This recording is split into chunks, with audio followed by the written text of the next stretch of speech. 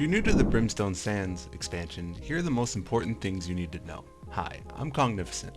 In today's guide, we're going to be discussing the Brimstone expansion and what you should be doing while in the desert. I've left chapters for you to check out in the description. You can check out the most important parts to you that matter. I love the new expansion, and honestly, it's the only game I've been playing. There's tons of things to do and tons to figure out. So that's why I've made this guide, to make the process a little bit easier for everyone. Be sure to leave a like and hit that big red button to get the latest and greatest content. Now that we've gotten that all out the way, let's get it! So the first new thing to know about is Runeglass Gems. Now, Runeglass Gems are an upgraded version of the existing Tier 5 gems. In addition to the base effects of a gem, they come with an additional effect that can vary based on which type of gear it's placed on, weapon or armor. Currently, there are 11 variations of Runeglass Gems for each base gem type. Each one is explained, and here's how it goes. There's Abyssal, Boral, Electrified, Powered, Energizing, Frozen, Ignited, Leeching, Punishing, Sighted, and Siphoning. And here's a little bit more in-depth breakdown of each one. The Abyssal Runeglass is attuned to the Void element, granting bonus Void-based effects when applied to a weapon. It will inflict a corrosion dot equal to 8% of a weapon damage as Void per second for 2 seconds. On armor, it will increase Void damage by 2%. Ideal for PvE mostly. I imagine that this would be for Lazarus mutated runs, as this will help scale your weapon against ancient mobs. Potential with Void Musket build, as I see people use it in OPR as well. Now the Boral Runeglass is attuned to the nature element, basically the same things. It'll inflict a poison dot of 8% weapon damage as nature for 2 seconds. Does the same thing with armor, increased 2% damage for nature. Again, ideal for PvE and Mutated Dungeons. This would be for any corrupted dungeon such as Dynasty, Depths, or Tempest. Nature also does 30% to loss, so this is a great rune for people who like to run barnacles. Now the Electrified Runeglass is obviously attuned to the lightning element, and it grants bonus lightning damage. Inflicts a surge dot, 8% weapon damage for 2 seconds, and 2% increased lightning damage for 2%. It's probably the better Runeglass for Lazarus, as the Ancients take 30% damage compared to 15% from Void. The Empowered Runeglass is attuned to the Arcane element, 8% weapon damage as Arcane for 2 seconds, and 2% increased Arcane damage on armor. This would be the better Elemental Runeglass for Corrupted, as they take 40% more damage to Arcane versus 15 from Nature. The Energizing Runeglass is not attuned to an element. Instead, it provides stamina recovery. When applied to a weapon, successful hits with the weapon will restore 4 stamina per hit on armor. It will only recover 1 stamina. This effect has a 3-second cooldown and can stack across gear for a maximum of 9 stamina per hit. The stamina on hit is very nice for both PvP and PvE. The extra 4 stam helps you stay in combat longer without having your guard broke. I use it the most to get an extra sidestep for dodging. Note, when you run out of stamina though, I have noticed that this rune does not help in any way to recover the stamina bar fast. It's most helpful for getting stamina back before your stamina bar depletes. Ideal for DPS and tank. Now the Frozen Runeglass is attuned to the ice element, gives you the 8% frostburn dot damage, and it's applied for 2 seconds like the others. Ice does 15% damage to lost enemies, but has no other effects across other mobs. I would only slot this specifically for an ice gauntlet to do more damage, otherwise you're better off sticking with the Nature Runeglass, as it does 30% to loss and 15% to corrupt. Ignited Runeglass is attuned to the fire element, granting bonus fire-based effects. When applied, it does a burn dot of 8% weapon damage as fire for 2 seconds. This would be great for the Fire Staff and Mutated Genesis. The increased fire damage for the Fire Staff in PvP and PvE come in great hand. Mind you, 30% extra damage for angry earth enemies. The Leeching Runeglass is not attuned to an element as well, instead providing health recovery. When applied to a weapon, successful hits with that weapon will restore 3% of damage per hit as health. On armor, it will only recover 1% damage per hit as health. It's very helpful for sustaining during large fights, especially in Mutated, as some of the mobs do hit pretty hard, and just being able to cleave with Maelstrom and get a good amount of health back really helps your healer out instead of just having to rely on heals to survive. Punishing Runeglass is not attuned to an element as well, instead providing melee damage when applied to a weapon. It will increase melee damage by 2%. On armor, it will increase melee damage by 1%. This effect can stack across gear for a maximum of 7% increased damage. Definitely the most safe for the melee weapon as far as Runeglasses go, just so if you're not sure which one you want to build, whether it's energizing or leeching, maybe just the flat out damage is better, especially in PvP. The sighted Runeglass is provided for range damage, not attuned to an element, and when applied to a weapon, it increases range damage by 2%, 1% on armor. It can be stacked for a maximum of 7% as well, and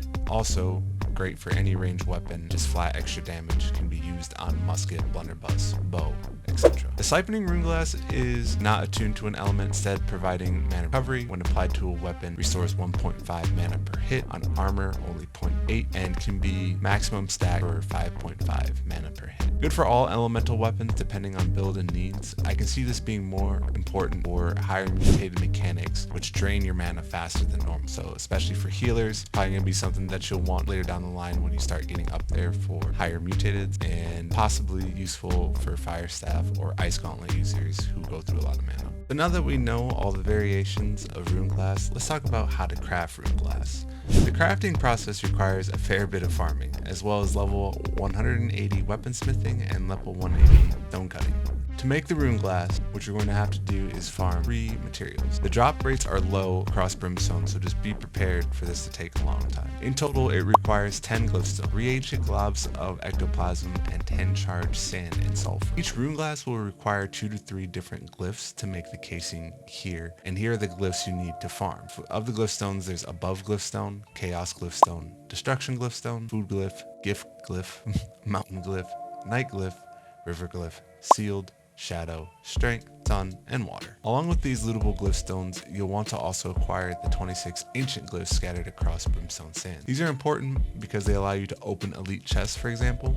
In Solarium, Kefri, there are 4 easily lootable elite chests that you can open if you have 4 of the specific ancient glyphs. You just have to be careful during the day, as you might catch a barrage of arrows from the boss spawn.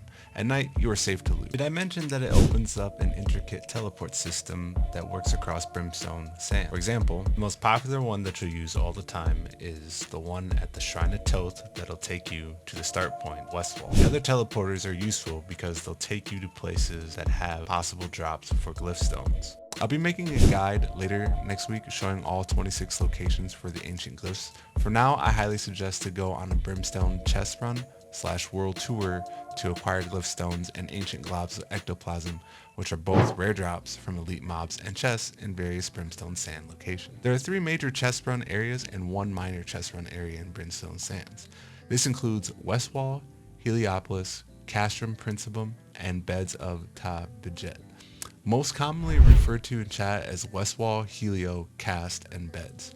Normally the chest run will go in order specified above, although Helio is probably the most popular location and gets spammed the most because of all the elite mob drops. Many of the elite name mobs in Helio drop a variety of great loot, which I encourage you to check out on the New World Database website. This website is literally crucial if you want to farm specific items or just look at what's popular among other New World players. So say you want to farm this specific Ice Gauntlet.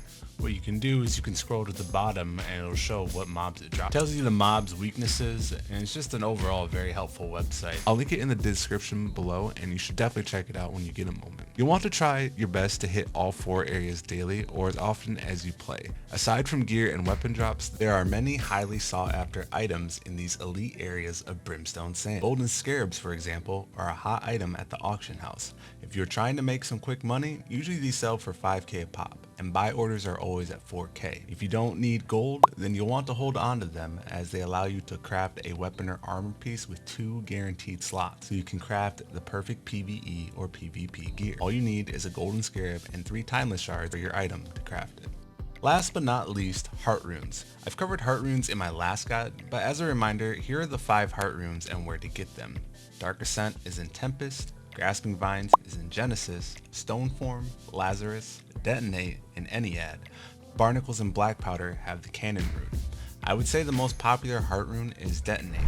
I see many people use it in PvP the most, and in PvE as it's just a large AoE explosion that does a bunch of damage. 2 would be Grasping Vines. This is my personal favorite. It's okay in PvP, it's really the best in PvE. I use it the most to keep mobs clustered or to peel mobs off the healer. Highly suggest, but I could just be biased. 3, Dark Ascent. The leeching version of this rune is very good. Our tank takes the leeching Dark Ascent and uses it to recover basically a full health bar after taunting all the mobs into a cluster. I would say fourth would be the stone form. I honestly think this is a very healer specific move. It's great just for the extra armor and healing that you get when applied, but again, not seen very often. I would pick the rune that suits you the most. Can't go wrong with Detonate or Grasping Vines. I think Dart Ascent is great for PvE, for people running leeching builds and trying to get full health after mob pulls. The last two are not as popular. Doesn't mean that they're not good, but I can tell you you'll have a lot better time using the more popular rune until those two get adjusted or buffed. So to wrap up everything shortly, if you're new to the Brimstone Sands expansion, welcome. You're gonna love the new area. First things I would work on if you don't have these already are weaponsmithing and stone cutting to 180. You'll need weaponsmithing to 180 to craft the rune glass and 180 stone cutting to slot a gem into the rune glass cast. While you're progressing that daily, be sure to hit your chest runs in Brimstone Sands. Check recruitment chat as there are runs going frequently. If you see ancient gloons out in the world, grab them. You're gonna need all 26 of them, and you can also find Glyph Stones. They also allow you to open teleporters and open elite chests. Be on the lookout for ectoplasms, Glyph Stones, and golden scarabs, all highly valuable items specifically you have no interest in using. Check the New World database website for the most popular items people are farming and to find the optimal gear and weapons for your build. If you thought this video was helpful, be sure to drop a like and hit that subscribe button. I'll be getting New World videos out as often as I can. Thanks for watching and have a blessed day. See you!